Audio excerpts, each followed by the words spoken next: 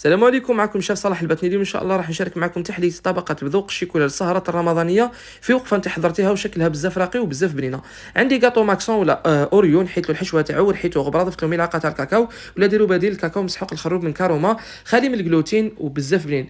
لهنا خلطوه جيدا، نحتفظوا بكاس غير ربع من هذاك الكاطو، اما البقيه راح نخليوه من بعد الطبقات. من جهه اخرى في ريسيبيون نديروا كاس غير ربع نتاع الشونتيي مع كاس غير ربع نتاع حليب بارد، نضيفوا هذيك الحشوه تاع الكاطو تاعنا ونخلطوها، ولكن ما تطلعوش الكريمه حتى تولي حاكمه روحها بزاف، خليوها شوي سائله. نضيفوا كاس غير ربع اللي احتفظنا به، نخلطوه جيدا. هذا بالنسبه للكريمه. بالنسبه للكاناش عندي كاس نتاع لا كريم فريش، انا استعملت محترف تاع الحلويات او 200 غرام، نحطوها على النار حتى تغلي، وعندي 200 غرام تاع شيكولا اوبتيلا نوار.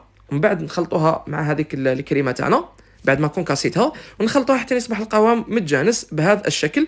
من بعد نروح نديروا المونتاج تاع ليفيرين تاعنا. اول طبقه نديروا طبقه الكاطو او البسكوي، ومن بعد نديروا طبقه الكريمه خدمناها مع بعض، نديروا الكاناش. حاولوا تسووه بملعقه فقط، نزيدوا نديروا طبقه من البسكوي، نزيدوا نديروا طبقه من الكريمه ونسويوها بملعقه. اخر طبقه نديروا هذاك الكاناش تاعنا ونخليوها شويه، ومن بعد نجيو نزينوها بحبات الماكسون ولا حبات الاوريو، وزدت درت لهم لهنا دي سوريز كونفي هكا كتزيين بسيط.